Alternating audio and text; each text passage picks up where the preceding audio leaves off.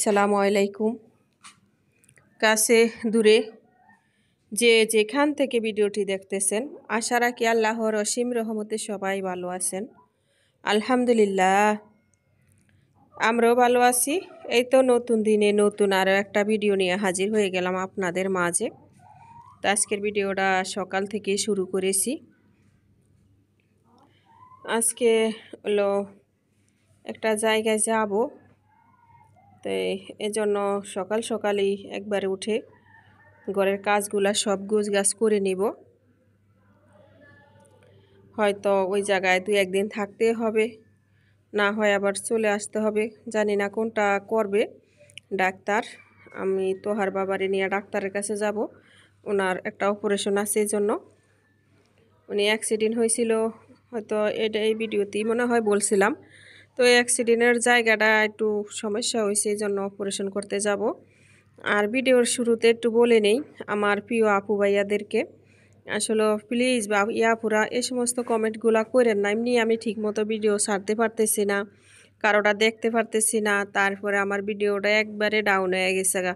মানে এই চলে 200, 100, 150 মানুষ দেখে, আবার এমন হয় 50-60 জন মানুষও দেখার মতো অবস্থা হয় না। ভিডিওটা এত ডাউন হয়ে যাইতেছে। তো এই যে বন্ধু হয়ে গেলাম, পাশে থাকবো, আমার বাড়ি আইসেন, বা এই সমস্ত কমেন্টগুলো না করাই ভালো। প্লিজ আপনারা দয়া করে এই সমস্ত কমেন্টটা করেন না। দরকার হলে, প্রয়োজন হলে শুধু আপু বলে রেখে যায়েন, খালি আপু লেখা। আপনারা যারা নতুন আমার চ্যানেলে আসতেছেন, আমি সবাইকে চিনি, সবাইকে চিনবো, আর সবাইকে আমি সাপোর্ট দিয়ে আসবো। আমাকে দেন বা না দেন, আমাকে অনেকে দেখা গেছে খালি একটা কমেন্ট করে চলে যাচ্ছেন। হ্যাঁ, লাইক হয়তো দেন কিনা তাও জানি না। তারপর আমি তার ফ্যামিলি, তার ভিডিওতে যায়া হলো সাবস্ক্রাইব করে, লাইক দিয়ে সাবস্ক্রাইব করে তারপরে চলে আসি। তারপর হ্যাঁ, ও মানে ওই আপু বা ভাইয়া আসুক বা না আসুক, তা তারপরে আর আমার অত ফলো থাকে না, আমি দেখিও না। হ্যাঁ, এরকমও করি। কিন্তু আমি দয়া করে বলবো যে আপুরা প্লিজ দয়া করে এই কমেন্টগুলা করেন না। এই কমেন্টগুলা করলে আমার চ্যানেলটার অনেক ক্ষতি হইতেছে। আমার একটা স্বপ্ন নিয়ে আমি এই চ্যানেলটা খুলছি। কি স্বপ্ন, হয়তো যদি কোনো দিন পূর্ণ হয় আপনাদের সাথে শেয়ার করব, আর যদি পূর্ণ না হয় কখনো করব না। তো এই কথা বলতে বলতে আমি হলো ছাদেও চলে গেছিলাম। তো আমার ছাদের শেষ ফলগুলো আপনাদের সাথে শেয়ার করলাম। তারপর একটা লাউ গাছ, শীতের সবজি লাউ গাছ শেয়ার করলাম। গাছটা এলোমেলো হয়ে গেছে, একটু ঠিকঠাক করে দিলাম। আর ওই যে ড্রাগন ফলগুলি একটু শেয়ার করলাম। একটু ছাদে আসছিলাম পানি দেওয়ার জন্য, ছাদে গাছের গোড়ায়। তো আপনাদের সাথে একটু শেয়ার করে নিলাম, যাতে একটু দেখতে পারেন আসলে কি ঘরে রান্না কাজ এই সমস্ত ভিডিওই বেশি করি। তো মাঝে মধ্যে আবার একটু যদি ছাদ বাগানের ভিডিওটা একটু শেয়ার করা যায় তাহলে একটু ভালো হয় আমার মনে হয়, এই জন্য করলাম। তাহলে অন্যরকম একটা ভিডিও হয়, প্রতিদিন আর এক ভিডিও হয় না। তো এখানে হলো গোবর শুকা দিছি, যেটা জৈব সার। এই সারটা হলো ড্রাগন ফল গাছের গোড়ায় দিব, তারপরে শীতের সবজি লাগাইবো, এই জন্যই এটা করলাম।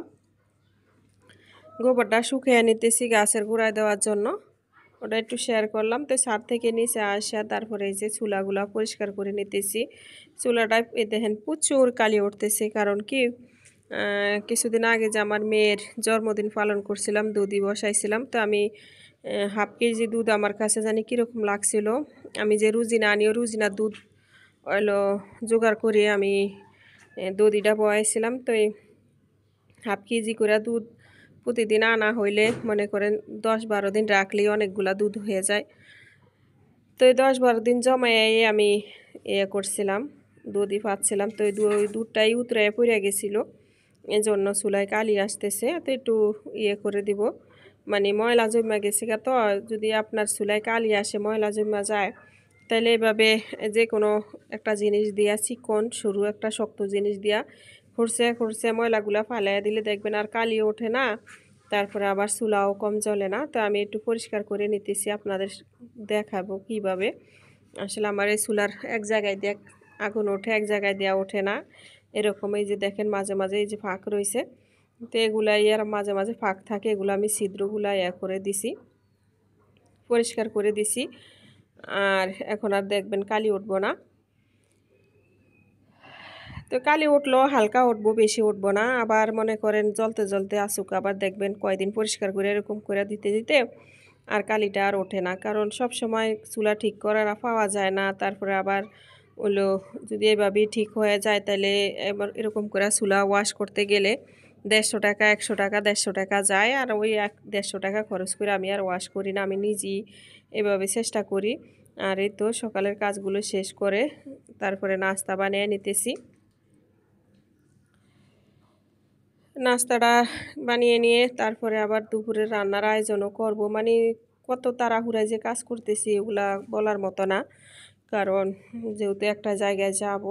আর এই যে দেখছেন চুলাটা একটু মানে কিছুটা জ্বলতেছে কিছুটা জ্বলতেছে না, এখন পুরা চুলাটা জ্বলতেছে। আমি ওই অফ ক্যামেরায় আবার পরিষ্কার করে নিছিলাম, এক্সট্রা সাইড দিয়ে জ্বলতেছে না। তো এখন পুরাটাই জ্বলতেছে। আসলে এক সাইড জ্বললে এক সাইড না জ্বললে রান্না করতে গেলেও রান্নাগুলোও মানে ভালো করে রান্না হয় না এরকম। তো একটু চা করবো হলো লেবু পাতা দেওয়া চাটা আমি অনেক পছন্দ করি। আর আমি চা খাইলে সবসময় লেবু পাতা দিয়ে খাই। আর এই তো সকালের নাস্তা সেরে এখন চলে আসলাম ঘরের বিছানাগুলা গুছিয়ে নিব। আর আমার প্রিয় প্রিয় ভাই আপুদের কাছে রিকোয়েস্ট করে নিব। আর আরেকটা কথা বলি, মানে এই যে হাত পাখাটা কে কে চিনেন জানি না। এই হাত পাখাটা, এটা একটা হাত পাখা। তো এটা হলো মানে কারেন্ট না থাকলে অনেক প্রয়োজন। আর এটার বাতাস একদম ঠান্ডা, কুলকুল ঠান্ডা বাতাস। মানে যারা বাতাস করেন তারা জানেন। আসলে আমি ভাবছি যে এটা মনে হয় খালি বরিশাল জেলাতে আছে, মানে বরিশাল বিভাগে। এখন দেখতেছি আমি হইলো কিছুদিন আগে মিরপুর উত্তরা গেছিলাম। দেখি বিরুলিয়া নদীর পাশে ও দেখি কি এই পাতাটা দেখে তো আমি অবাক যে এখানেও আছে। ওরে, এই তো মেয়েটা ঘুম থেকে উঠে গেছে। এতক্ষণ কিন্তু আমার মেয়ে ঘুমিয়েছিল। আমার মেয়ে অনেক বেলা করে ঘুমায়। তো এক এক করে ঘরে সবগুলা বিছানা গুছিয়ে নিছি। এই যে এটা আমার বড় ছেলের রুম। বিছানাগুলো এক এক করে গুছিয়ে নিছি। আমার প্রিয় প্রিয় ভাইয়া আপুদের কাছে একটু রিকোয়েস্ট করে নি, প্লিজ ভাইয়া আপুরা একটা লাইক দিয়ে ভিডিওটা দেখেন, একটা লাইক দিয়েন মনে করে প্লিজ ভাইয়া আপুরা। আর কমেন্টে জানাইতে পারেন আমার ভিডিওর সম্পর্কে, আমার ভিডিওটা কীরকম হইতেছে। আর নতুন প্রিয় ভাইয়া আপুরা সাবস্ক্রাইব করে আমার পাশে থাকতে পারেন, আমাকে সাপোর্ট দিতে পারেন, আমিও আপনাদেরকে সাপোর্ট দিব। আমরা একে অন্যকে সাপোর্ট না দিলে কেউই এগিয়ে যাব না। সবাই সবাইকে সাপোর্ট দিব আর একসাথে এগিয়ে যাব ইনশাআল্লাহ। আর মেয়েকে একটু নাস্তাও খাওয়াইয়া নিলাম। মেয়ে যেহেতু ঘুমেতে উঠছে, ঘুমেতে ওঠার পরে একটু ফ্রেশ করে নিলাম। ফ্রেশ করে তারপরে নাস্তাটা খাইয়ে দিয়ে এখন ঘরের ফার্নিচারগুলি একটু পরিষ্কার করে নিব। আসলে প্রতিদিনই পরিষ্কার করি ফার্নিচারগুলা, হঠাৎ দু একদিন ভিডিও করা হয় না, আর রেগুলারই হয় ভিডিও করা। ফার্নিচারগুলা পরিষ্কার করে রাখলে আর ফার্নিচারের রঙগুলা নষ্ট হয় না, কালার নষ্ট হয় না, দেখতেও সৌন্দর্য করে। এগুলা জিনিসগুলো হইলো ঘরে সৌন্দর্যের জিনিস, রাখলে ঘরে যে কোনো রুমে দেখবেন ফার্নিচার সাজিয়ে রাখলে অনেক সুন্দর লাগে। আর ফার্নিচারে যদি সাজায় রাখছেন, যদি ধুলা বালি দিয়া ময়লা হয়ে থাকে তাহলে তো একবার আরও বিশ্রী দেখা যায়। পরিষ্কার করে রাখলে ফার্নিচারটাও দেখতে ঘরে সর্বদাই সুন্দর। এক এক করে ঘরে ফার্নিচারগুলো মুছে নিতেছি। আসলে আমি নতুন ফার্নিচারগুলো আমি মুছি, আর পুরাতন ফার্নিচারগুলো খালারে দিয়ে মোছাই। যেত খালারে মানে ফার্নিচার মোছানো আর হলো সিঁড়ি ঝাড়ু দেওয়া। তো খালা 4-5 দিন পর একদিন সিঁড়ি ঝাড়ু দেয়, আর ওলে 4-5 দিনের ভিতরে 2 দিন ফার্নিচার মোছে এরকম।